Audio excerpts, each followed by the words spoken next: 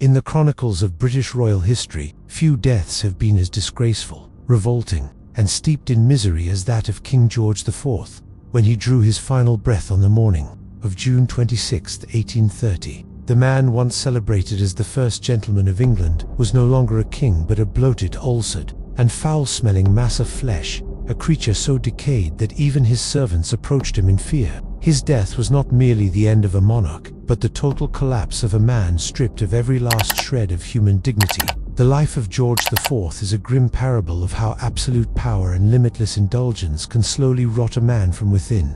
George Augustus Frederick was born on August 12, 1762, the eldest son of King George III and Queen Charlotte. In his youth, he was handsome, intelligent, and effortlessly charming, the darling of London's society. Yet beneath the glittering facade seethed a deep resentment toward his father's stern discipline and puritanical morality. Raised under suffocating rules and religious rigidity, the young prince yearned for freedom, and when he found it, he drowned himself in excess and self-destruction. By the age of 21, George had established his own household at Carlton House on Pall Mall, marking the beginning of a lifelong descent into decadence. His father was a model of restraint and moral order. The son shattered every measure of moderation. He filled his palace with libertine companions, drank to ruinous excess, indulged in every imaginable luxury, and became the subject of endless scandal. His gluttony soon became legendary. Records show that his breakfast alone might consist of 2 pigeons, 3 beefsteaks, half a bottle of white wine, a glass of champagne, 2 glasses of port, and a glass of brandy. His days were spent feasting at banquets that would have shamed ancient Rome. Eating, for George, was no longer nourishment, it was an addiction, a form of narcotic pleasure that dulled his mind and body alike. His debts grew as quickly as his waistline. By the 1790s, he owed millions of pounds to London's wealthiest bankers and jewelers. Parliament bailed him out repeatedly, yet each rescue only fueled new extravagance. To George, money, like his health, seemed infinite, existing solely for his personal gratification. His romantic life was an even greater disaster. His secret marriage in 1785 to the Catholic widow Maria Fitzherbert was illegal under British law and caused a national scandal. His official marriage to Princess Caroline of Brunswick in 1795 proved a catastrophe. Upon meeting her for the first time, George recoiled in disgust and demanded brandy. Caroline, equally appalled, remarked that he was fat and far less handsome than his portrait. Their wedding night ended with George passed out, drunk in the fireplace, and Caroline frozen in horror, the prelude to years of mutual hatred. After ascending the throne, George's cruelty toward Caroline deepened. He expelled her from court, struck her name from official prayers, and even tried to bar her from attending his coronation. When Caroline died suddenly in 1821, many believed it was the result of the unrelenting psychological torment inflicted by her husband.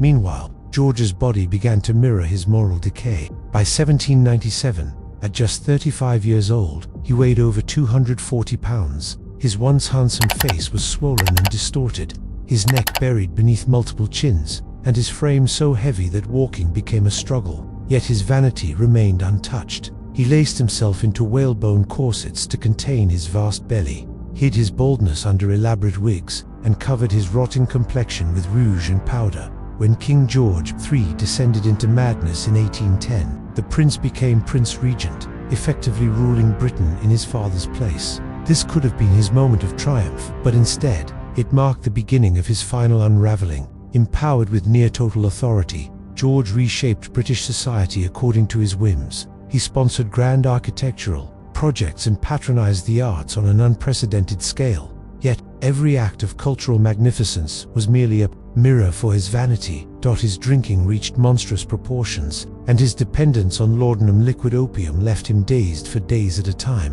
In 1816, records show that over 5,000 pounds of meat were delivered to Carlton House in just 6 weeks, not including poultry. His banquets stretched from afternoon until dawn. Guests often fled in disgust as the prince gorged himself, belched, and rambled incoherently. George IV was living proof that power, wealth, and beauty can serve not as blessings, but as instruments of ruin. He lost not only his health, but his very humanity, and in the end, he died surrounded not by glory, but by the stench of wine, sweat, and rotting flesh within the gilded tomb of his own palace. By the time 1820 arrived and George finally ascended the throne as King George IV, he had become a national joke rather than a respected sovereign. His coronation, costing nearly £1 million, was an obscene display of vanity, a spectacle of excess rather than majesty. Wearing a crown set with 12,000 rented diamonds and robes of silver cloth, he resembled,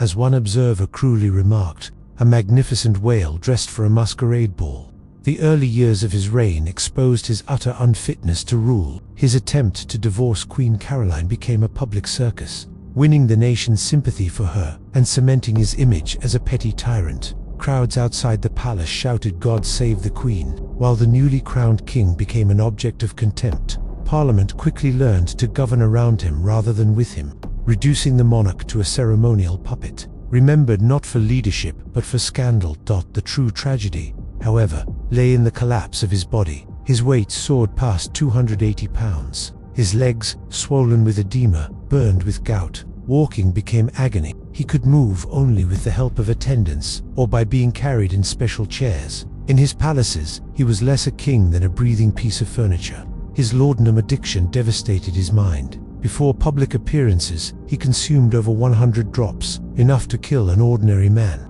His mind grew foggy, his speech disjointed and rambling. Ministers cringed as he babbled incoherently during meetings or nodded off mid-conversation.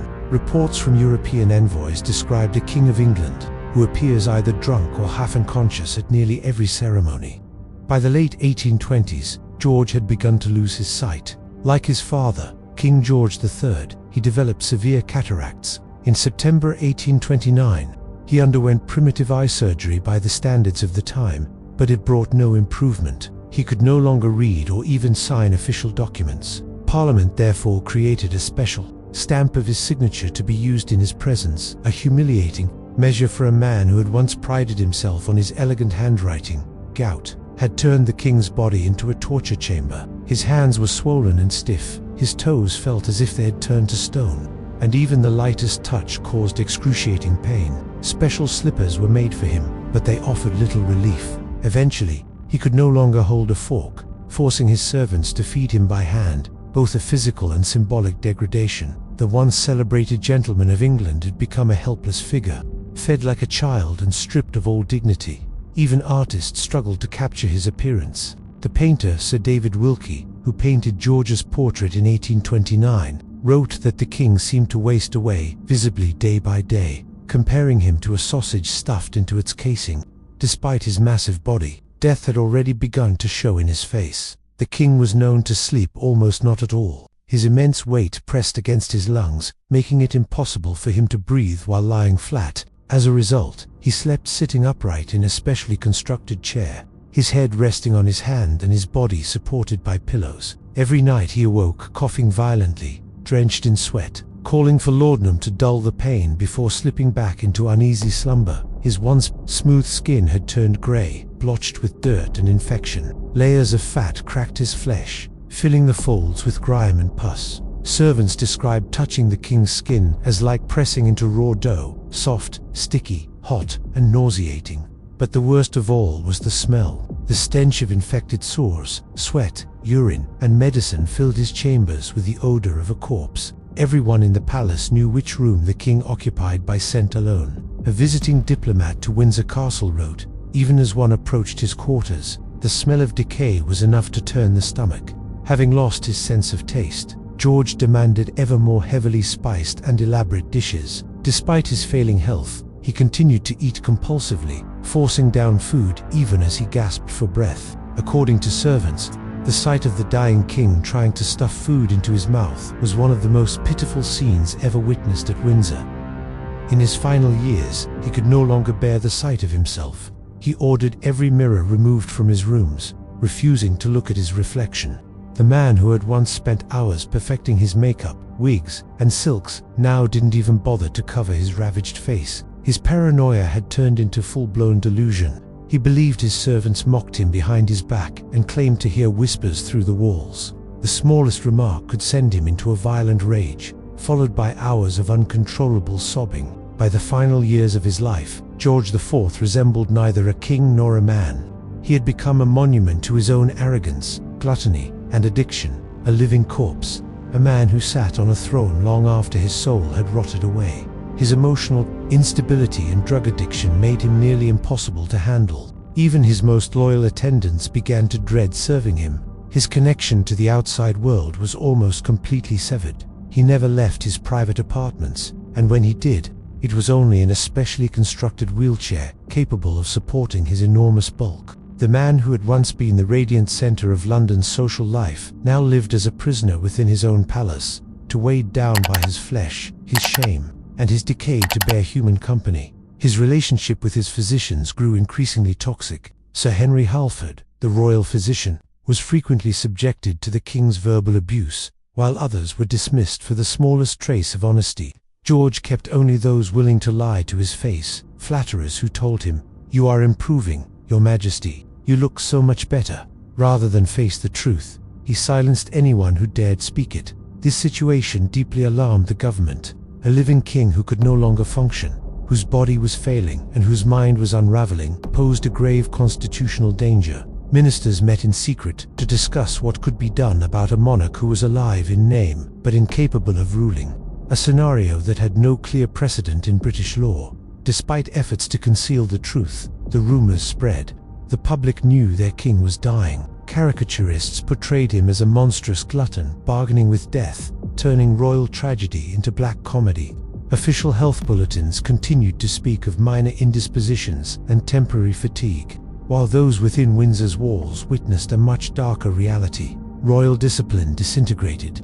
Servants complained openly about carrying the king's immense weight. Maids gossiped about the unbearable stench. The old courtly protocol collapsed under the sheer horror of maintaining a man who had ceased to be truly human. The king's insomnia made his nights a waking torment. He would nap fitfully by day, then stay awake through the dark hours, gasping, groaning, and calling for attendants to sit with him as he muttered in fear. His laudanum-induced ramblings became legend among the household staff, who drew lots each night to decide who would endure his company. The unlucky one would remain beside the king until morning, listening to his labored breathing and fevered murmurs echoing through the darkness. George's obsession with alcohol never subsided. He continued to drink liters of wine, champagne, and spirits, mixing them with laudanum to create what was, in effect, his own poisonous elixir. For most people, such a combination would have been instantly fatal, but for him it produced only brief moments of dull relaxation.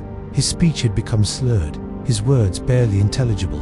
By 1829, George was no longer the head of state, but rather a burden upon the state itself. He could not read or sign documents, nor could he follow political affairs. The machinery of government operated around him, while he existed only as a shadow, a ghostly figure who occasionally muttered incoherent commands that everyone ignored. Moving him from one room to another required a carefully planned operation. Even the specially designed wheelchairs within the palace proved inadequate. The corridors of Windsor echoed with the creaking of machinery, the strained grunts of servants, and the wheezing of the dying king, sounds that seemed to symbolize the decay of the monarchy itself. Hygiene had long since ceased to exist. Because of his immense size and numerous ailments, bathing had become impossible. He sometimes went weeks without washing, his skin coated in filth and infection, creating an odor so overpowering it seemed like a physical wall. Visitors to the palace learned to breathe through their mouths when in his presence. Official portraits still depicted a regal monarch in splendid robes, but the reality was grotesquely different. The man crawling through Windsor's corridors bore no resemblance to the majestic figure painted by court artists. His mind deteriorated along with his body. Periods of brief lucidity were followed by total confusion. He forgot things he had said minutes earlier and flew into rages when reminded of his forgetfulness. In his final months, he became deeply paranoid, convinced that his servants were trying to poison him. He shouted at them, then collapsed into fits of weeping. As death drew near, George experienced a strange religious awakening. The man who had spent his life in debauchery suddenly became obsessed with the idea of divine forgiveness. He wept for hours before clergymen, recounting his sins in obsessive and graphic detail. His confessions were so exhaustive, so lurid, that they left his confessors shaken and disturbed. Meanwhile, his laudanum addiction had reached fatal proportions. The amount of opium in his bloodstream was enough to kill several men, yet his body had grown so accustomed to it that it kept him alive barely. His doctors, desperate to save him, began secretly diluting his doses without his knowledge, but it was far too late. George IV's mind had collapsed, his body had decayed, and his soul lay crushed beneath the weight of his own sins. The monarchy still stood, but the man on the throne was already dead. To feel the same effect, George demanded ever-increasing doses of laudanum. As death approached, his relationship with food became completely deranged. Even though his digestive system could no longer process solid meals, he insisted on grand, multi-course dinners and forced himself to eat with mechanical determination. Watching him struggle to swallow food while gasping for breath was one of the most disturbing scenes of his final days, as though he had lost all sense of the body's limits. Severed from his own humanity, personal relationships had become impossible. His longtime mistress, the Marchioness of Cunningham, gradually withdrew from the court as his appearance grew unbearable. The few remaining friends he had found excuses to avoid visiting Windsor altogether. Around him remained only paid attendants, people who loathed him but could not leave. The once adored centerpiece of glittering royal salons had become a silent, unloved, and repulsive figure. Even the walls of Windsor seemed to absorb the smell of his decay. His sister-in-law, Queen Adelaide, wife of his brother William the future, William IV, reportedly moved her quarters to escape the stench. Servants volunteered for any duty that would take them away from the king's chambers. Those who stayed wrapped cloths around their faces to filter the air. His mind rotted faster than his body. The king's delusions became increasingly elaborate and detached from reality. He sometimes claimed to have fought at the Battle of Waterloo, boasting that he had personally defeated Napoleon, though he had never left England during the entire war.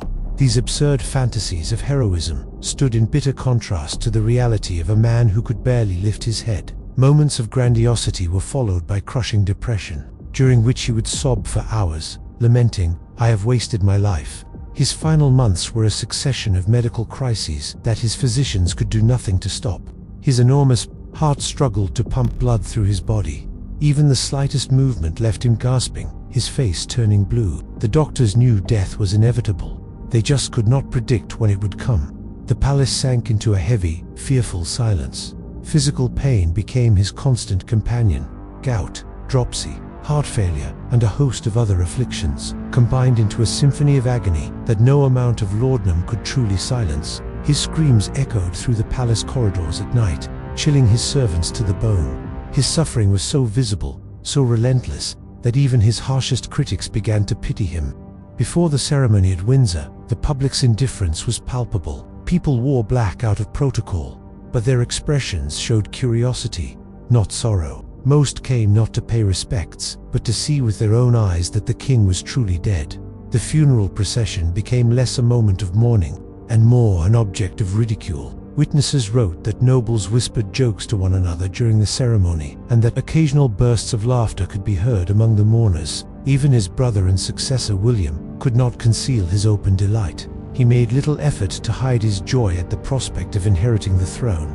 The service at St. George's Chapel went down in royal history as one of the most emotionless funerals ever held. There were no quiet sobs only, the restless murmurs of people eager for it all to end. Everyone simply wanted the ceremony over with. Even the burial itself required engineering. The floor of the vault had to be reinforced to bear the weight of the coffin, and special pulleys and ropes were installed to lower it safely. It was symbolic. George's excesses caused complications even in death. Dying, like living, was something he could not do easily. When the funeral ended, no words of affection, no final farewells, no gestures of genuine grief remained. What echoed through Britain instead was the collective exhale of a nation relieved. England was finally free from its shameful king.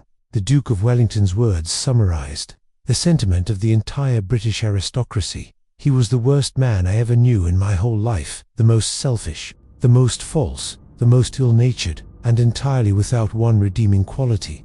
After George IV's death, the accession of his brother William IV brought a visible lightness to court life. William was eccentric in his own way, but at least he was still recognizably human, and that alone felt like progress for Britain.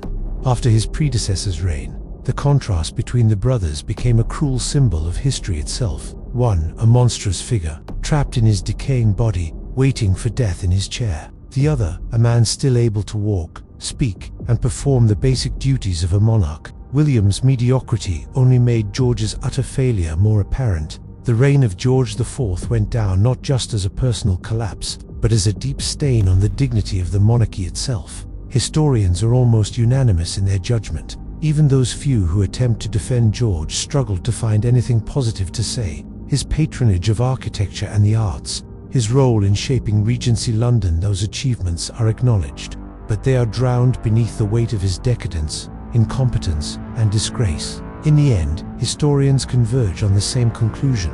England would have been a better place had George IV never been born. Even the medical lessons that might have been drawn from his death were ignored by his contemporaries. His demise from complications caused by gluttony and alcoholism could have offered early insight into the effects of chronic excess on the human body, but people of his time viewed it not as a medical case, but as a moral parable, the punishment of a sinner rather than the failure of a man. Still, George's decline could have been a valuable example of how unchecked indulgence destroys both body and mind if only his doctors had seen him as a patient rather than as divine. Retribution. The press turned his death into a celebration. Satirists and cartoonists, long restrained by royal decorum, finally unleashed their contempt. The grotesque weight of his coffin, the stench of his body, the hollow mourning of the crowds, everything became fodder for ridicule. Newspapers called his death a national cleansing, while artists reveled in mocking the monarchy itself. The British tradition of satire reached new heights of freedom and ferocity with the death of George IV.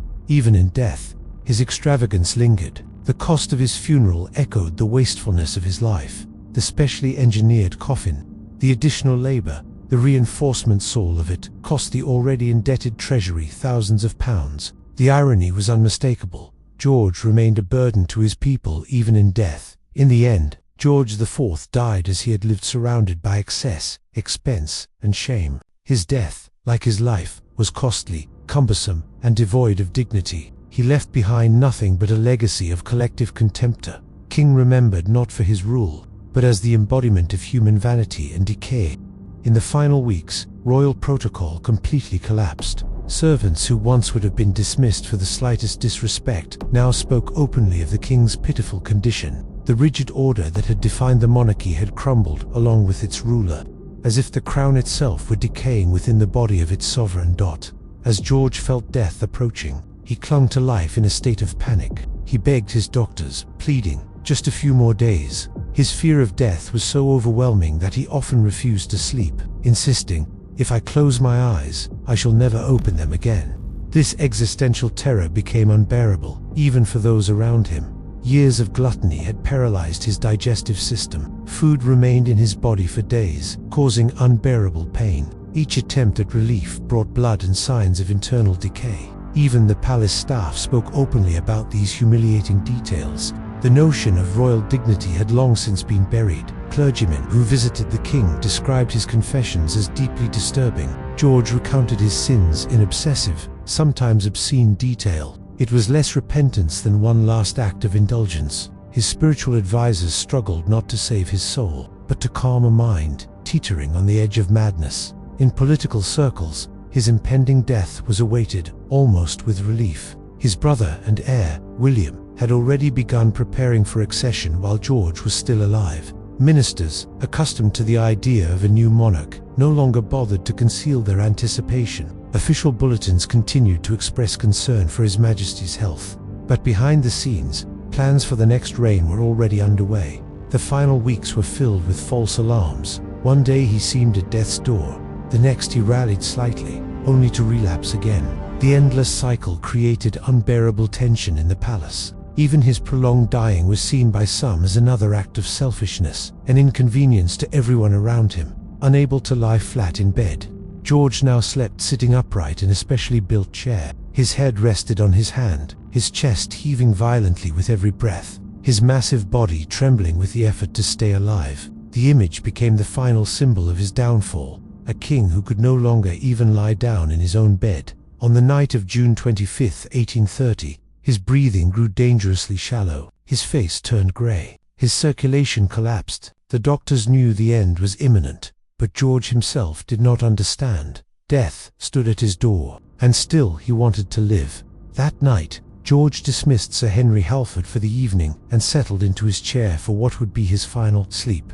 Not as a king, but as a man. Only his ophthalmologist and loyal friend, Sir William Waller, remained by his side. The scene was both pitiful and strangely moving. A grotesque, dying monarch, holding hands with one of the few who still cared enough to stay. The contrast between George's enormous, failing body and this small human gesture captured the essence of his tragedy, a life utterly devoid of genuine love or friendship. As dawn approached, on June 26, 1830, the king's body began its final collapse. His breathing grew erratic. His organs failed one after another. Around 3 a.m, he awoke from his restless sleep and suffered his last crisis, a sudden, bloody evacuation, the unmistakable sign of total digestive failure. His final conscious act was to call for his doctor. Reportedly, his last words were, "Sir Henry, fetch him.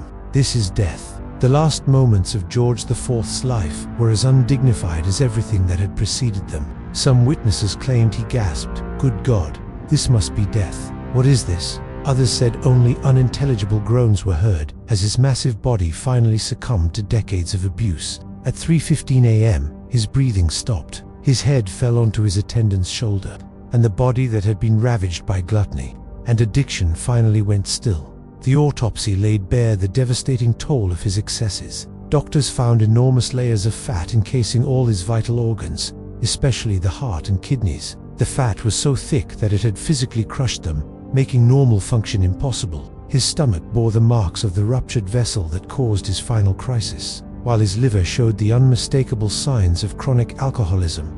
News of the king's death spread rapidly through London, but the public reaction was unlike that to any previous monarch. Instead of grief, there was relief, even celebration. The Times published what remains one of the harshest royal obituaries ever written.